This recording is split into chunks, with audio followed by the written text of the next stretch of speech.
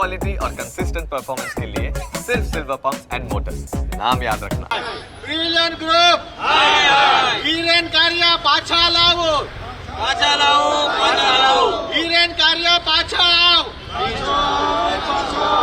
હિરેન કાર્ય પાછો પ્રિવિલિયન ગ્રુપ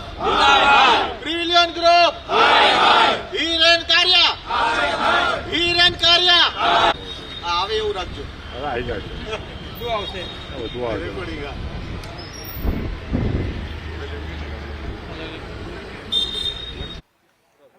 પ્રિવિલિયન ગ્રુપે લોકોના સપના રોડી નાખ્યા છે, કારણ કે લોકોનું સપનું હતું કે તે પોતાના ઘરનું ઘર લે, પરંતુ જે બે મહાઠગ છે તેમણે કરોડો રૂપિયાની ઠગાઈ કરી છે અને આજે જે પણ રોકાણકારો હતા જેમનું પોતાનું ઘર જે છે અહીંયા બુક કરાવ્યું હતું તેઓ અહીંયા એકઠા થયા છે અને આગળ શું રણનીતિ કરવી તે અંગે તેઓ ચર્ચા કરી છે. મિત્ર, શું કહેશો? એકની ઝડપાયો છે પરંતુ એક હજુ પણ ફરાર છે. શું મીટિંગમાં ચર્ચાઓ થઈ, કઈ રીતે આગળ વધશો? સર, હું પણ એક પ્રિવિલિયન ગ્રુપના છેતરપિંડીનો એક મેમ્બર છું. જે છેતરપિંડી થઈ છે અમારી સાથે, એકચ્યુઅલી અમે 23 ડિસેમ્બરના રોજ માન્ય ગૃહમંત્રી જે હર્ષ સંઘવી સાહેબ છે એમની મુલાકાત લીધી. એમને અમારી જે પીડા છે, જે આર્થિક રીતે અમારી સાથે છેતરપિંડી થઈ છે એ છેતરપિંડી વિશે એમને માહિતી આપી અને એમના સહયોગથી તાત્કાલિક એસપી અમદાવાદના જે છે જાટ સાહેબ એમને ઇન્સ્ટ્રક્શન આપવામાં આવ્યા અને એ જ દિવસે 23 ડિસેમ્બરના રોજ જયદીપ કોટક જે પ્રિવિલિયન ગ્રુપના જે ફાઉન્ડર જે છે અને પાર્ટનર છે, કો પાર્ટનર છે, અને હિરેન કારિયા, જેમાંથી 23 તારીખે જ જયદીપ કોટકની ધરપકડ કરવામાં આવી અને જે પોલીસ તંત્રએ 2 FIR લોન્ચ કરી એમના વિરુદ્ધ.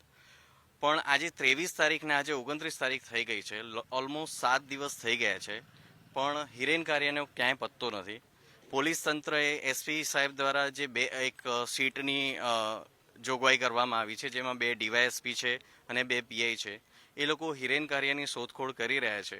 તો મીડિયાના માધ્યમ દ્વારા હું પોલીસ તંત્રને અને જે પણ લીગલ ઓથોરિટીઝ છે એમને એક જ રિક્વેસ્ટ કરવા માંગુ છું કે જેટલું બને એટલું જલ્દી હિરેન કારિયાની ધરપકડ થાય અને અમારે જે ન્યાય પ્રણાલીમાં જે ન્યાય પ્રગતિ થઈ રહી છે કે જે પ્રમાણે અમને ન્યાય મળવો જોઈએ એ જલ્દીથી જલ્દી મળે. કારણ કે બધા જ મધ્યમ વર્ગીય પરિવાર છે અને બધાએ પોતાનું સપનું જોયું હતું કે અમારું પણ અમદાવાદમાં એક ઘર હોય, પણ જો આ રીતે છેતરપિંડી થતી રહેશે અને આ રીતે જે છેતરપિંડી કરનારા લોકો છે એ ખુલ્લે આમ ફરતા રહેશે તો કાયદા ઉપરથી લોકોનો વિશ્વાસ, એક તો ઓલરેડી વિશ્વાસઘાત થઈ ચૂક્યો છે ડેવલપર્સ દ્વારા અને કાયદા ઉપર પણ વિશ્વાસ હવે ઓછો થતો જાય છે. એટલે હું એક જ મારી અરજ છે, જેટલા બી આ પીડિત પરિવારો છે એમને એક માનસિક આઘાત છે. અત્યારે ફક્ત જેટલા બી કેલ્ક્યુલેશન થઈ રહ્યા છે એ ફક્ત પૈસાને લઈને થઈ રહ્યા છે, પણ તમે એક વસ્તુ જુઓ કે આ 200 પરિવાર ઉપર માનસિક ત્રાસ છે જેનું કોઈ કેલ્ક્યુલેશન નથી. આજે આ 200 પરિવારો કોઈકે પોતાની FD તોડાઈ છે, કોઈકે પોતાની આખી મરણ મૂડી આમાં ઝોકી દીધી છે. જે પણ રીતે બધાએ પૈસાની જોગવાઈ કરીને પોતાના સપનાનું ઘર વસાવવા માટે પ્રિવિલિયન ગ્રુપમાં રકમો રોકી છે. એ લોકોના માનસિક ત્રાસનું, માનસિક જે અત્યારે ભોગવી રહ્યા છે, જે ટ્રોમામાં છે, એનું ક્યાંય કેલ્ક્યુલેશન નથી. એટલે મારી થ્રુ મીડિયા સરકારને એક જ અરજ છે કે આનો જલ્દીથી જલ્દી નિવેડો આવે, હિરેન કારિયાની ધરપકડ જલ્દીથી જલ્દી થાય અને અમને ન્યાય મળે. એમાં એવી મારી અપીલ છે. આજે મીટિંગ કરી શું મુદ્દાઓ ચર્ચા થઈ છે? હવે અમારા મુદ્દા એવી રીતે છે કે કલ્લવ ગ્રુપવાળા તો અમને સપોર્ટ કરવા તૈયાર છે, જે પ્રમાણે વાત જાણવા મળે જે પ્રમાણે. હવે અશોકભાઈ કરીને જે છે એ પણ સામે આવે, કલ્લવ ગ્રુપવાળા જે રીતે વાત કરી છે એવી રીતે એમાઉન્ટ બોલે, સામે આવે અને અમારી સાથે બેસે અને સેટલમેન્ટ કરે. પણ મેઇન પ્રોબ્લેમ એ છે કે હિરેન કારિયાને હિસાબે જાણવા મળ્યું છે એ અટકી ગયું છે. એ હિરેન કારિયા જો સામે આવીને બેસે તો આ બધું શોર્ટ આઉટ થઈ જાય એવું સમજાય છે. જેવી રીતે કલ્લવ ગ્રુપવાળા બોલ્યા છે કે અમે સાથે બેસવા તૈયાર છીએ, અમે બધું સમજીએ છીએ, રસ્તો કાઢીએ, એવી રીતે અશોકભાઈ બોલે. પણ હિરેન કારિયાને ગમે તે રીતે આપના માધ્યમથી કહેવા માંગીએ છીએ કે એને લઈ આવો અને સામે બેસાડો તો અમારા 200થી ઉપરના જે પીડિત છે લોકો એ ઘરનું સપનું અમારું સાકાર થતું દેખાય. બિલ્ડરે તો એમ પણ કહેલું કે ભાઈ મારી સાથે છેતરપિંડી થઈ. તમને શું લાગે છે એમણે તમને કઈ રીતે છેતર્યા? અમે તો એને વાઇટ બી આપેલા છે, કેશ બી આપેલા. એને જે પ્રમાણે કીધું, અમારે તો અમને મકાન અમદાવાદમાં મકાન જોતું હતું. મકાનની બાબતમાં એને મોટા મોટા બેનરો માર્યા, બોર્ડ માર્યા, એડવર્ટાઇઝ કરી, ઘણી બધી વસ્તુ કર્યું. અમારે તો એક સાધારણ માણસો છે, અમને એની જે રમત રમતા હોય અમને કોઈ વસ્તુની ખબર પડતી નથી. એને જે પ્રમાણે કીધું એ પ્રમાણે કર્યા. એમાં અમે છેતરાણા છીએ. એ તો અમારા પૈસા લઈને બધા બેઠી ગયા છે. છેતરાણા અમે છીએ. આજે ઘણાએ મરણ મૂડી છે, ઘણાએ તો પીએફના પૂરેપૂરા પૈસા આપ્યા, કોકે તો ઘરેણા મૂકી અને પૈસા આપેલા છે. એવા છે. અમુક જેના બદલ્યો કે એમ નથી. અમુકની ઉંમર આખી મરણ મૂડી બધી મૂકી દીધી છે. એટલે આપણા માધ્યમથી એટલું જ કહેવા માંગ્યું છે કે હિરેન કારિયા, જેમ જયદીપ આવી ગયો છે એમ હિરેન કારિયા આવે અને સામે બેસી એના પોતાના ડેટા બહાર પાડે. અને આજની તારીખ સુધી તો પીઆઈ સાહેબનો સપોર્ટ સારો છે, એસપી સાહેબનો સપોર્ટ સારો છે, હર્ષસંઘવી સાહેબ છે. એને પણ અમે રિક્વેસ્ટ કરીએ છીએ કે આનો જલ્દી અમારો નિવાડો લાવો, કારણ કે અમે અમુક લોકો તો અમે ઇન્ટરેસ્ટ ઉપર પૈસા લાવીએ, અમારા મીટર ચાલુ છે આવી રીતે. તો લોકો ઇન્ટરેસ્ટથી રૂપિયા લાવે છે. બેન, કેટલું માનસિક તાણ અનુભવી રહ્યા છો? મેન્ટલની સાથે ફાઇનાન્શિયલી પણ તૂટી ચૂક્યા છો? બિલકુલ, જેમ અહીંયા આવેલા દરેકનું કંઈક ને કંઈક સપનું હશે, એવી જ રીતે દીકરાના ભવિષ્ય માટે મારી બહેને અહીંયા ઇન્વેસ્ટમેન્ટ માટે ફ્લેટ લીધેલો કે ભવિષ્યમાં એના દીકરાને અમદાવાદમાં સેટ થવું હોય તો. હવે એણે કેવી રીતે રહેલા છે ને એની અત્યારે જે માનસિક સ્થિતિ અમે જોઈએ છે એવી કદાચ અહીંયા આવેલા બધાની હશે. તો ડિજિટલ મીડિયા જે આજનો સૌથી સ્ટ્રોંગ માધ્યમ છે, એને અમારી એક જ રિક્વેસ્ટ છે કે હિરેન કારિયા યા તો સામે આવે યા તો ડિજિટલ માધ્યમથી લોકોના જે અહીંયા રૂપિયા રોકાયેલા છે એની કોઈ માહિતી આપે, જેથી કરીને જે લેન્ડલોર્ડ, જે કલરવ ગ્રુપ અમને સપોર્ટ કરી રહ્યું છે એને ડેટા મળે. ડેટા મળશે તો ક્યાંક ને ક્યાંક આનો ઉકેલ જલ્દીથી આવશે. અને બાકી જો પછી અત્યારે જે સપોર્ટ કરી રહ્યા છે પણ એમાં બહુ વધારે સમય લાગશે, તો જે લોકોના સપનાઓ માટે લોકોએ જેમ વાત કરી કે ક્યાંકથી ને ક્યાંકથી પોતાની એફડીઓ તોડાવી, વ્યાજે લાવી, પૈસા લીધા છે, તો ક્યાંક આ વધુ લાંબુ ખેંચાશે. તો પછી લીગલી જઈએ એના કરતાં કંઈક વચ્ચેનો રસ્તો જો હિરેન કારિયા સામે આવશે તો જલ્દી આવશે. તો એક રિક્વેસ્ટ છે કે હિરેન કારિયા અને જલ્દીથી ડિજિટલ મીડિયા સામે લાવે. કઈ રીતે તમે આગળ વધી રહ્યા છો? કારણ કે કમિટીની પર રચના કરવાની વાત છે, ત્યારે કેટલા લોકોની કમિટી હશે? કઈ રીતે આગળ વધશો? सर एक्चुअली टोटल 200 लोग हैं और सब अपने अपने एडवोकेट्स वगैरह सब हायर ही कर रहे हैं और उसमें अब कैसे कोर्ट के थ्रू आगे करना है, केस फाइल करना है, तो वो सारी प्रोसीजर का भी डिस्कस ही कर रहे हैं हम.